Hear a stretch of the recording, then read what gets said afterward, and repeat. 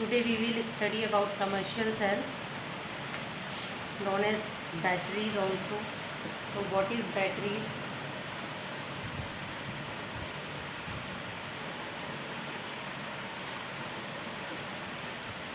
Battery क्या है? As we know, it is an arrangement. It is an arrangement of an electrochemical cell. Electrochemical cell that can be used as a source of direct current at constant voltage.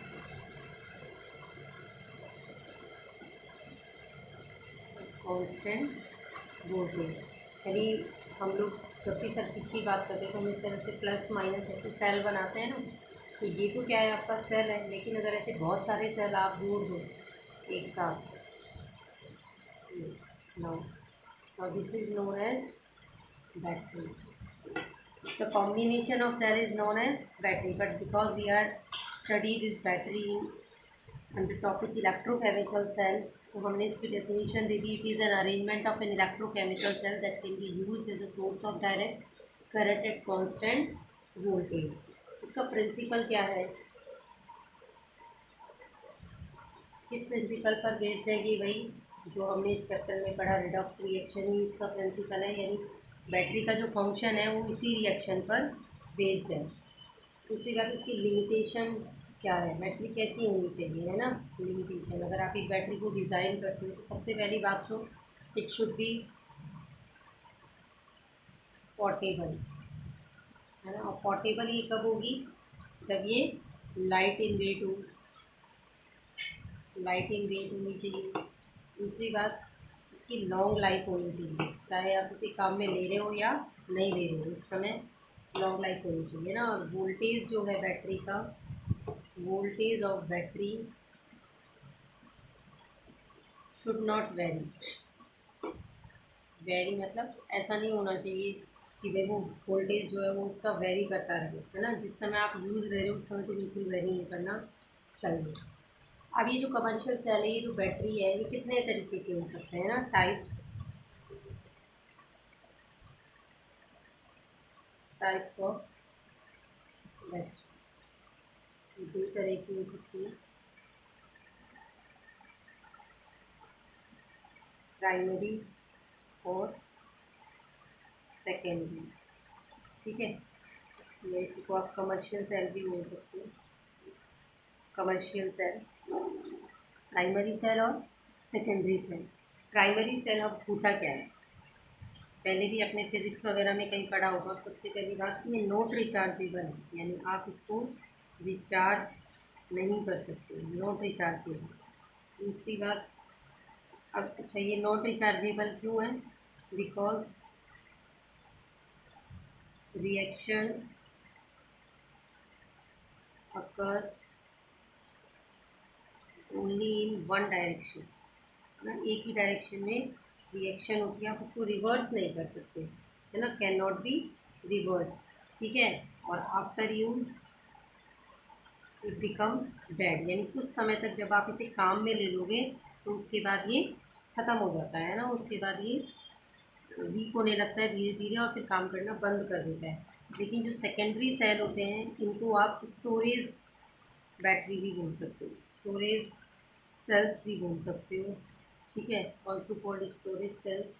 सबसे बड़ी बात कि ये can be recharge, आप इनको recharge कर सकते हो, कैन बी रिचार्ज. क्यों रिचार्ज कर सकते हैं, क्योंकि जो रिएक्शंस है वो रिवर्स्ड हो सकती है ना. Reaction can be reversed and we can use it again and again. ठीक है, हम इसे बार बार यूज़ कर सकते हैं. जो आपके प्राइमरी सेल हैं वो दो तरह के आपके हो सकते हैं, जो आपके according to your syllabus, dry cell और एक मर्करी सेल. ड्राई सेल्स और मर्करी सेल्स। ड्राई सेल में आपका जैसे लिथियम सेल है, ठीक है, एक सिल्वर सेल है, ये इसमें आते हैं। मर्करी सेल, ऐसे जो सेकेंडरी आपकी सेल्स हैं, सेकेंडरी बैटरीज हैं, उनमें आपको पढ़नी है लेड स्टोरेज बैटरी,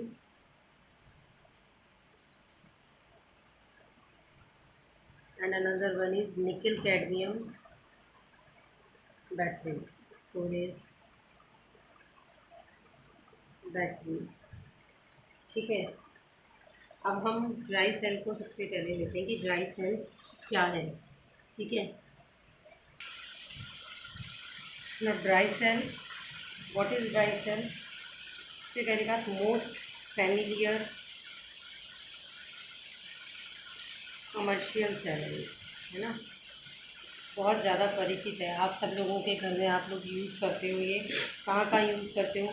टॉर्चेज़ में ही लगाते हो, है ना, बहुत सारे टॉयज़ में ये यूज़ होता है, कैलकुलेटर्स हैं, घर में काम आने वाले रिमोट्स हैं, है ना, इस तरह से बहुत सारी डेली यूज़ की चीज़ें हैं जहाँ पर आप इन्हें काम में लेते हो। ठीक है, इसका भी जो प्रिंसिपल है वो बेस्ड है ऑन लेक्लांशी सेल। फिज़िक्स में सबने पढ़े होंगे लेक्लांशी सेल्स, लेक्लांशी ने ड्राइव किया था लेक्लांशी सेल को, उसी फिनोमेना पर बेस्ड है ये। इसकी जो स्ट्रक्चर है, स्ट्रक्चर देखिए इसकी कैसी होती है। इसमें एक हम वेसल लेते हैं,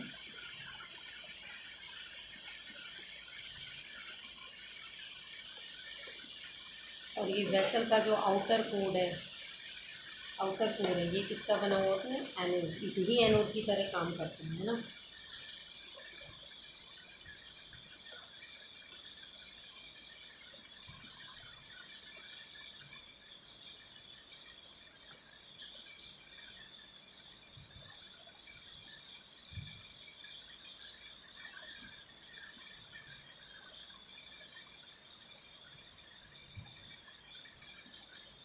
तो आप जब सेल लगाते हो, आपने देखा होगा दो पोल होते हैं उसमें, एक पॉजिटिव और एक नेगेटिव।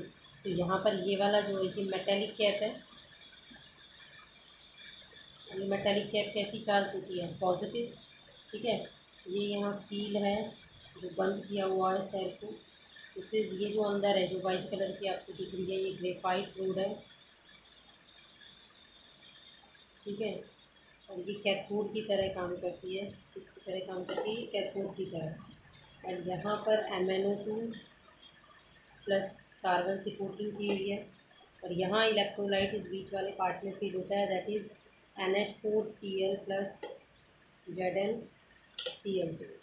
और ये जो इसकी ये जो कवरिंग है, ये नीचे ये पूरी, ये इसकी बनी हुई है जिंक, यही एनोड की तरह काम करता है। अब जो कैथोड है यहाँ पर क्या होगा? रिडक्शन।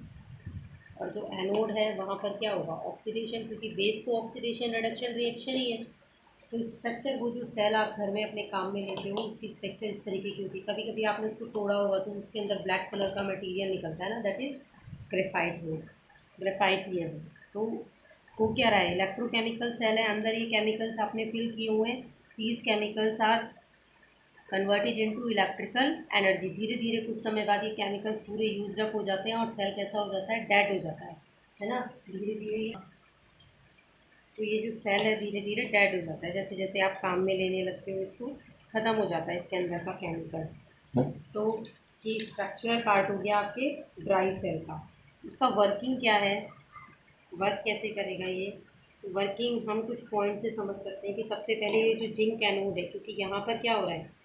ऑक्सीडेशन होगा, तो इट लॉसेस इलेक्ट्रॉन। ठीक है, जिंक लॉसेस इलेक्ट्रॉन, ये इलेक्ट्रॉन को लॉस कर देगा। ठीक है, और किस में कन्वर्ट हो जाएगा? At anode. एनोड पर कैसे वर्क करेगा? Zinc convert into zinc +2 electron यहाँ पर निकल जाते हैं। These electron passes around the external circuit यहाँ, and are taken up at the cathode, और फिर इसको किसी तरह से हम कैथोड तक लेकर जाते हैं। ये जो इलेक्ट्रोलाइट्स यहाँ पर फिल किए हुए हैं NH4Cl है, यहाँ पर इलेक्ट्रोलाइट क्या है? Electrolyte is NH4Cl, and this NH4Cl is split into NH4 plus Cl minus, ये किसके अंदर स्प्लिट हो जाता है NH4+Cl-। तो ये जो यहाँ इलेक्ट्रोलाइट्स फिल किए हुए हमने बीच में MnO2 या फिर NH4Cl, ये ही इस इलेक्ट्रॉन को पास कराने का काम करते हैं कहाँ पर, कैथोड पर। ठीक है, तो एनोड पर ये रिएक्शन हो गई। कैथोड पर क्या होगा, एट कैथोड, कैथोड पर क्या होता है कि ये जो NH4+ है, ठीक है, ट्वाइस NH4+, रिएक्शन हम लिखते हैं ट्वाइस MnO2, मैग्नीज डाइऑक्साइड, ये जो बीच में फिल किया हुआ है ये भी काम आता है। और ये जो 2 इलेक्ट्रॉन है यहाँ से, ये यहाँ यूज अप हो जाते हैं। ठीक है, ये पहुँच जाते हैं यहाँ पे। होता क्या है कि इसमें से, अब देखो 4 to the 8, 8 आपको हाइड्रोजन दिख रहे हैं, तो इसमें से 6 तो NH3 की फॉर्म में, यानी ट्वाइस NH3 बच गए कितने, ट्वाइस H+ और बच गए। यहाँ से MnO2 से एक और ऑक्सीजन निकलता है, वो इसके साथ रिएक्ट करता है। ठीक है, और इसके साथ रिएक्ट कर कर क्या बना लेता है, वो H2O। तो रिएक्शन ही इम्पॉर्टेंट है, याद करना समझना। ठीक है, H2O बन जाता है। साथ में अब यहाँ पर क्योंकि एक ऑक्सीजन निकला है तो इसके ऊपर +2 चार्ज छोड़ेगा। साथ में 2 to the 4, यहाँ पर कितने ऑक्सीजन है, 4, एक निकल गया, बचे हैं 3। ये 2 इलेक्ट्रॉन मैग्नीज के ऊपर +2 चार्ज आएगा, +2 चार्ज आएगा तो ये इसको यूज अप कर लेगा, तो ये इलेक्ट्रॉन यूज अप हो जाएंगे। तो एक और यहाँ पर कंपाउंड आपका बन जाता है Mn2O3। क्या बन जाएगा, Mn2O3। जब आप कैथोड और एनोड की ओवरऑल रिएक्शन को लिखोगे, ओवरऑल रिएक्शन क्या हो जाएगी, यहाँ पे देखो, zinc plus twice NH4+, right जो आपका राइट हैंड साइड का है वो एक तरफ, लेफ्ट हैंड साइड का एक तरफ, तो यहाँ से जिंक, ये NH4+ plus twice MnO2 plus ये 2 इलेक्ट्रॉन तो यूज हो ही चुके हैं। ठीक है, ये सारे रिएक्टेंट्स हुए, इन्होंने मिलकर क्या बनाया, जिंक+2। देखो इसके राइट हैंड साइड पर जिंक+2 है। ये 2 इलेक्ट्रॉन इसलिए नहीं लिख रही क्योंकि ये 2 इलेक्ट्रॉन चाहे तो आप ऐसे मान सकते हो कि कैंसिल हो गए एक दूसरे से जोड़ते समय, या आप ऐसे मान लो कि यहाँ पर ये यूज अप हो गए थे।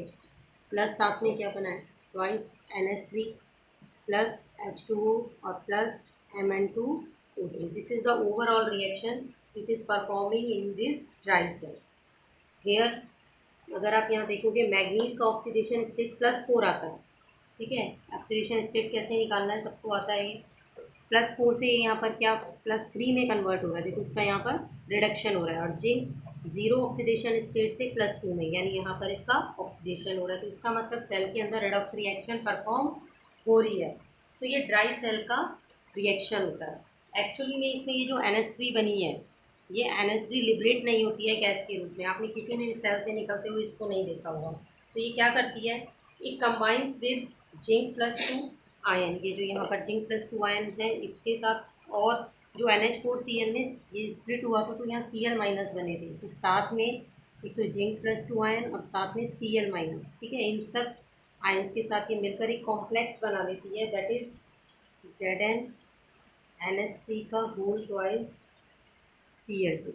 इस कॉम्प्लेक्स का जो है बन जाता है। और ये जो कॉम्प्लेक्स है इसका काम क्या है, यहाँ देखो सील था, तो ये जब रिएक्शन होती है तो सेल में एक प्रेशर क्रिएट होता है, उस प्रेशर से ये सील फट सकती है, लेकिन ये कॉम्प्लेक्स क्या करता है, उस सील को फटने से रोकता है ना, प्रिवेंट करता है। ये इसका यूज है।